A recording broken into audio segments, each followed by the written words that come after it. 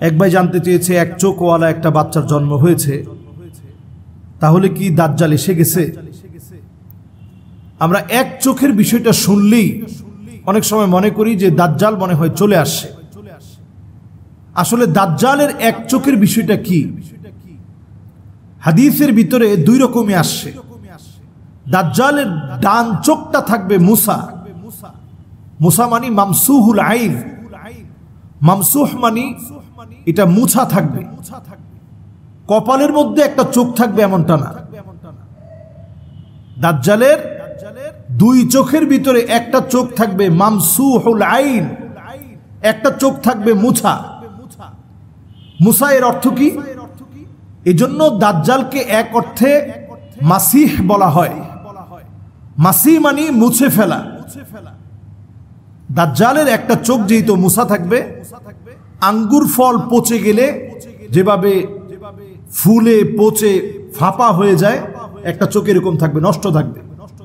কিন্তু আমরা এই সময়ে দেখি যে প্রযুক্তিতে এক চোখের যে বিষয়গুলো দেখানো হচ্ছে, কপালের মধ্যে এক চোখ। দাজ্জালের কপালের মধ্যে এক চোখ থাকবে না, কপালের মধ্যে কাফার লেখা থাকবে, অথবা কাফের লেখা থাকবে, অথবা তিনটা অক্ষর আলাদা আলাদা লেখা থাকবে, কাফার। প্রত্যেকটা মুমিন অশিক্ষিত হলেও এই অক্ষরগুলো দেখেই পড়তে পারে যে এটাই সেই দাজ্জাল। নবীজি সাল্লাল্লাহু আলাইহি ওয়াসাল্লামের জামানায় ইহুদির একটা সন্তান, সে অনেক বিষয় কেমন যেন বলে ফেলতে পারত। ওমর রাদিয়াল্লাহু তাআলা আনহু নবীজি সাল্লাল্লাহু আলাইহি সাল্লামের কাছে এই বিষয়টা যখন বললেন, নবীজি সাল্লাল্লাহু আলাইহি ওয়াসাল্লাম গেলেন এই ছেলের কাছে এবং তাকে বলা হলো যে বলো তো দেখি এখন আমার কাছে কি আসতেছে। তখন সেই ইহুদির সন্তান বলে ফেললো আদ-দুখু। সূরা দুখান তখন নাজিল হচ্ছিল। আদ-দুখু যখন বলে ফেলেছে, নবীজি সাল্লাল্লাহু আলাইহি সাল্লাম তার বুকের মধ্যে মৃদু করে এইভাবে আঘাত করলেন এবং আঘাত করে বললেন যে তোর কাছে সত্য আসে, মিথ্যাও আসে। দাজ্জাল সত্য মিথ্যা মিশ্রিত। এই জন্য হাদিসের মধ্যে বারবার বলা হয়েছে লা তাকুমুস সাআহ, ততদিন পর্যন্ত এই পৃথিবী শেষ হবে না। সালাসুনা দাজ্জালুনা কাযাবুন, মিথ্যাবাদী 30 জন দাজ্জালের আবির্ভাব যতদিন পর্যন্ত না হবে ততদিন পর্যন্ত এই দুনিয়া আল্লাহ শেষ করবেন না। এই পৃথিবীতে অনেক মিথ্যাবাদীর আবির্ভাব হয়েছে, যেমন গোলাম আহমেদ কাদিয়ানি এক মিথ্যাবাদী। মির্জা গোলাম আহমেদ কাদিয়ানি মিথ্যুক এই মিথ্যাবাদীর পৃথিবীতে আগমন, এটাও এক প্রকার দাজ্জালের আগমন। নবীজি বলেছেন 30 জন মিথ্যাবাদীর আগমন হবে। এই 30 জন মিথ্যাবাদীর মধ্যে মুসাইলামাতুল কাযযাব সহ এই পর্যন্ত অনেক মিথ্যাবাদীর আবির্ভাব হয়ে গেছে। এক চোখ দেখলেই কাউকে আমরা দাজ্জাল বলতে পারি না। এক চোখের ডিউরেশন দেখে আমরা কাউকে দাজ্জাল বানাতে পারি না। ওই বাচ্চা যে দুঃখটা বলে দিয়েছিল যে এখন আপনার কাছে আর দুঃখ এটা আসতেছে, সূরা দুখান তখন নাজিল হচ্ছিল। ওমর রাদিয়াল্লাহু তাআলা আনহু তরবারি বের করে ফেলছেন, ইয়া রাসূলুল্লাহ এখনই তার কল্লা উড়াই দিই। আল্লাহ রাসূল সাল্লাল্লাহু আলাইহি ওয়াসাল্লাম বললেন না, যদি সে দাজ্জাল হয় তুমি তাকে মারতে পারবে না। যদি দাজ্জাল হয় তুমি তারে হত্যা করতে পারবে না, তারে হত্যা করবে ঈসা আলাইহিস সালাতুস সালাম। কাজে তুমি তারে মারতে পারবে না, ছুরি চালায় কোনো লাভ হবে না। তো তখন তিনি থেমে গেলেন। ঈসা আলাইহিস সালাতুস সালাম এসে দাজ্জালকে হত্যা করবে। দাজ্জাল আসবে ঠিক কখন?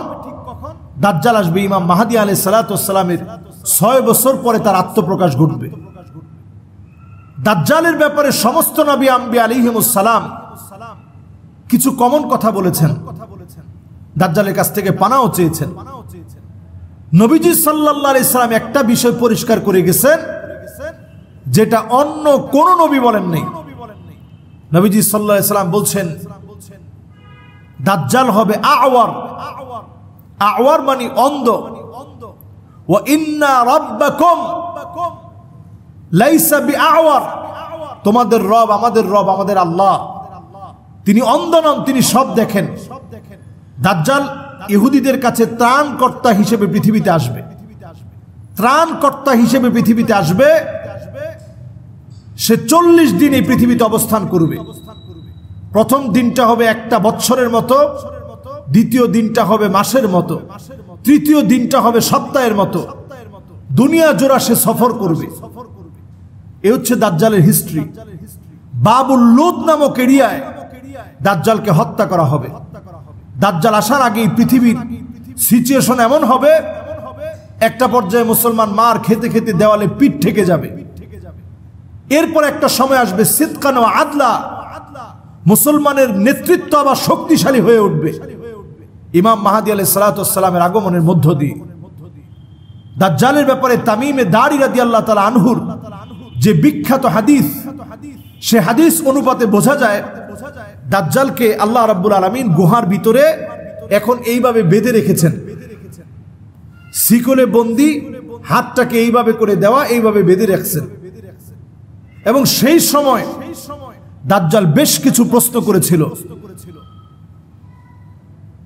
আমাদের আরব বিশ্বের বিভিন্ন বিষয় সম্পর্কে সেই সময় প্রশ্ন করেছিল। এই প্রশ্নগুলো এখন আপনি মিলিয়ে দেখলে দেখবেন যেই তবারিয়া নামক একটা বহায়রা আছে,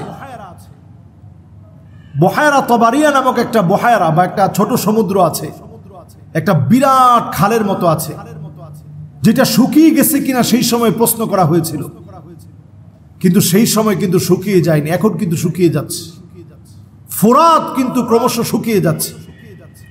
এখন এই সময়টা আমরা আমাদের ঈমান আখলাককে বাঁচিয়ে আমরা বরং ইবাদতের সঙ্গে থাকি।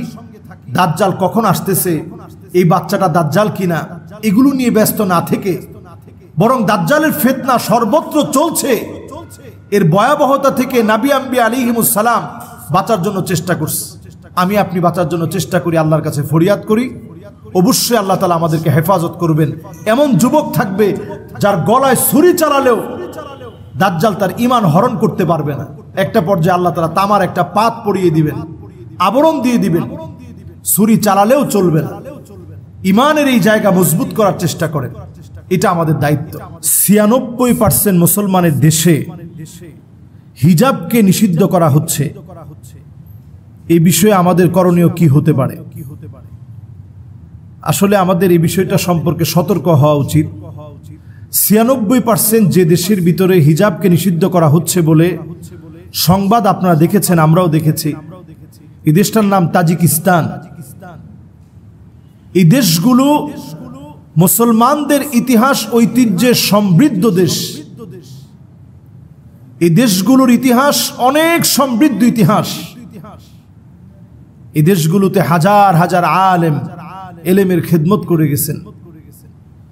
যে দেশগুলোর মধ্যে, যে দেশগুলোর ভিতরে ইমাম বুখারী আলাইহির রহমার পদচারণা পড়েছে, ইমাম মুসলিম আলাইহির রহমার পদচারণা পড়েছে, ইসমাঈল কফফার আশ-শাশি আলাইহির রহমা উনাদের পদধূলিতে ধন্য হয়েছে।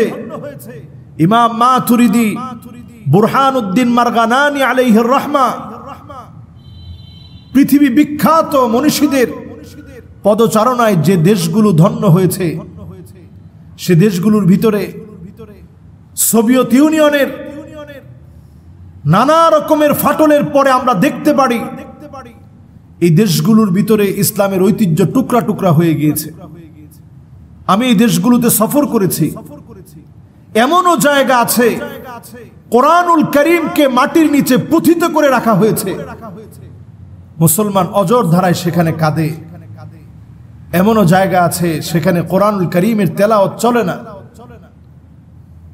যেই জায়গাগুলোকে নামদারি মুসলিমরা শাসন করছে, যুগে যুগে আগ্রাসন চালাচ্ছে, শাসক গোষ্ঠী নিজেদেরকে মুসলিম বলে দাবি করলেও এরা প্রত্যেকটাই হচ্ছে ইহুদিদের এক একটা এজেন্ট হিসেবে কাজ করছে। তারা আইনিভাবে 96% মুসলমানের দেশে আইন করে আফগানিস্তানের সীমানায় ঘেরা সাথে লাগানো এই দেশের ভিতরে তাজিকিস্তানে তারা আইন করে পার্লামেন্ট থেকে 20 জুন পার্লামেন্টের উচ্চকক্ষ সদস্যদের ভোটে হিজাবকে নিষিদ্ধ করা হয়েছে এবং সেখানে উল্লেখ করা হয়েছে যে এটা হচ্ছে মধ্যপ্রাচ্যের একটা পোশাক। চিন্তা করেন যে হিজাবকে আল্লাহ রাব্বুল আলামিন ফরজ করে দিয়েছেন, যেই পর্দাকে আল্লাহ রাব্বুল আলামিন ফরজ করে দিয়েছেন, কুল্লিল মুমিনিনা ইয়াগুদ্দুনা মিন আবসারিহিম ওয়া ইয়াহফাযু ফুরুজাহুম, পুরুষদের জন্য আল্লাহ রাব্বুল আলামিন চক্ষুকে অবনত করতে বলেছেন।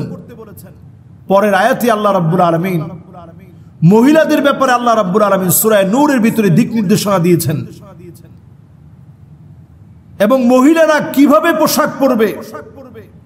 ওয়ালা তাবাররুজনা তাবাররুজাল জাহিলিয়াতিল উলা, নিজেদেরকে প্রদর্শন করা যাবে না, খোলামেলা ড্রেসে উপস্থাপন করা যাবে না নিজেদেরকে। আল্লাহ রাব্বুল আলামিন কিছু কিছু নারীদের উপরে রাগান্বিত থাকবেন। আল্লাহ রাব্বুল আলামিন কিছু কিছু নারীদের উপরে গোস্বায় ফেটে পড়বেন। লা ইউকাল্লিমুহুমুল্লাহু ওয়া লা ইউযাক্কিহিম ওয়া লা ইয়ানজুরু ইলাইহিম, আল্লাহ পাক তাকাবেন না, কথা বলবেন না, দয়া দেখাবেন না। এমন কিছু নারী, যেই নারীদের মধ্যে অন্যতম হচ্ছে আল মুতাশাব্বিহাত, যারা পুরুষের মতো পোশাক পরবে, খোলামেলা ড্রেস পরবে, নিজেদের চেহারা সহ নিজেদের বক্ষকে, নিজেদের লজ্জাস্থানকে হেফাজত না করে পুরুষদের সামনে উন্মোচিত করবে। আল্লাহ লানত তাদের উপরে। আল্লাহ পাক তাদের দিকে রহমতের দৃষ্টিতে আল্লাহ তাআলা তাকাবেন না। অথচ আমাদের মুসলিম দেশ, 96% মুসলমানদের দেশে আজকে তারা সাহস পেয়েছে কি করে তারা হিজাবকে উঠিয়ে দিবে, হিজাবকে তারা নিষিদ্ধ করবে। এই প্রত্যেকটি কাজ তখনই সম্ভব হয় আইয়ুরফা আল ইলম, যখন ইলমটাকে ছিনিয়ে নেওয়া হয়, উঠিয়ে নেওয়া হয়। যে দেশগুলোর কথা বলছি, এই দেশগুলোতে এক সময় ইলমের ছড়াছড়ি ছিল। সেই দেশগুলো এক সময় এই পৃথিবীর শ্রেষ্ঠ মনীষীদেরকে জন্ম দিয়েছে। এই দেশগুলো আজ সময়ের পরিবর্তনে হারিয়ে যাচ্ছে। আজকে এই দেশগুলোর অবস্থা এত করুণ। আমার নিজের চোখে দেখা মহিলারা ছোট ছোট ড্রেস পরে মসজিদের ভিতরে প্রবেশ করে। মসজিদের ভিতরে প্রবেশ করার পর এরপরে তারা মসজিদের ভিতরে রেডিমেড একটা বোরকার মতো থাকে, সেটা পরে নামাজ পড়ে আবার ছোট ছোট ড্রেস পরে এই দেশগুলোর মহিলারা বের হয়ে যায়।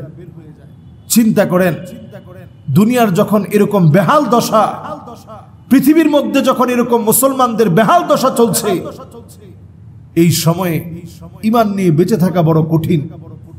আজকে তারা পার্লামেন্টে সিদ্ধান্ত নিয়ে ফেলেছে যে যদি কেউ এই নিষিদ্ধ ধর্মীয় পোশাক, নিষিদ্ধ পোশাক বলেছে, নিষিদ্ধ ধর্মীয় পোশাক এই হিজাব যদি কেউ পরে $700 পর্যন্ত জরিমানা হতে পারে। শুধু তাই নয়, কর্মচারীদের নিষিদ্ধ পোশাক পরার অনুমতি দেয়। কোন একটা ফ্যাক্টরিতে, কোন একটা ব্যবসায়িক প্রতিষ্ঠানে, ধরুন আপনি আপনার মতো করে আপনি এখানে অনুমতি দিলেন যে আমার ফ্যাক্টরিতে তোমাকে অবশ্যই হিজাব পরে ঢুকতে হবে। যদি এই রকম কোনো অনুমতি দেওয়া হয় তাহলে এমন হতে পারে $3500 পর্যন্ত জরিমানা হতে পারে। মাআযাল্লাহ। তারা বারবার বলছে এটা মধ্যপ্রাচ্যের একটা ড্রেস, আমরা এই ড্রেস পরবো না, এই ড্রেসের ভিতরে আমাদের সংস্কৃতি নেই। অথচ আপনি মুসলিম মনীষীদের অতীত ঐতিহ্যের পোশাকগুলো আপনি দেখেন, প্রত্যেকটা পোশাক ছিল ঢিলেঢালা পোশাক। এই মানুষগুলা যখন বিদেশের বাড়িতে আসে, তাদেরকে যদি আপনি প্রশ্ন করেন যে আপনি মুসলিম, তারা কেঁদে দেয়, চোখ দিয়ে পানি ছেড়ে দেয় যে আমি তো মুসলিম, আমি আল্লাহর ঘরে তাওয়াফ করার জন্য আসছি, হজ করার জন্য আসছি, উমরা করার জন্য আসছি, কিন্তু আমি মুসলিম। এটা আমি বলতে গেলে তাদের মুসলিম হওয়ার আমার মুসলিম হওয়া কত কঠিন। যেখানে কোরআনকে মাটির নিচে পুঁথিত করা হয়, যেখানে হিজাবকে নিষিদ্ধ করা হয়, যেখানে কোরআনুল কারীমের তেলাওয়াতকে নিষিদ্ধ করা হয়, নানাভাবে বাধাগ্রস্ত করা হয় একজন মুসলিম হিসাবে জীবন যাপন করা। আমি আপনি যারা আল্লাহ রাব্বুল আলামিন যাদেরকে ভালো রেখেছেন, এই সময় অন্তত চিন্তা করেন, আমি আমার দেশে আমার ঐতিহ্যকে যদি রক্ষা না করি, আমার ইসলামকে হেফাজতে যদি আমি রক্ষা না করি, আমার ইসলামকে হেফাজত করার লক্ষ্যে যদি আমি চিন্তা না করি, এই ট্রান্সজেন্ডার সহ বিভিন্ন ইস্যু, এলজিবিটি কিউ যদি আমার দেশে প্রতিস্থাপিত হয়ে যায়, রন্ধ্রে রন্ধ্রে ঢুকে যায়, হতে পারে আমার দেশ থেকে এক সময় হিজাব নিষিদ্ধ হবে, এগুলো হারিয়ে যাবে। আল্লাহর আদালতে আমরা জবাবদিহিতার কাঠগড়ায় দাঁড়াতে হবে। আল্লাহ রাব্বুল আলামিনের কাছে আমরা ফরিয়াদ করি, আল্লাহ রাব্বুল আলামিন আমাদেরকে বিষাদময় পৃথিবীর এই জঞ্জাল, পৃথিবীর এই আবর্জনা, নিকৃষ্ট পৃথিবীর এই দুঃসময়ে আল্লাহ যেন আমাদের ঈমান, আমাদের আখলাককে আল্লাহ রাব্বুল আলামিন যেন আমাদেরকে হেফাজত করে, আমাদের আখলাক যেন আমরা ধরে রাখতে পারি, আল্লাহ যেন তৌফিক দান করেন।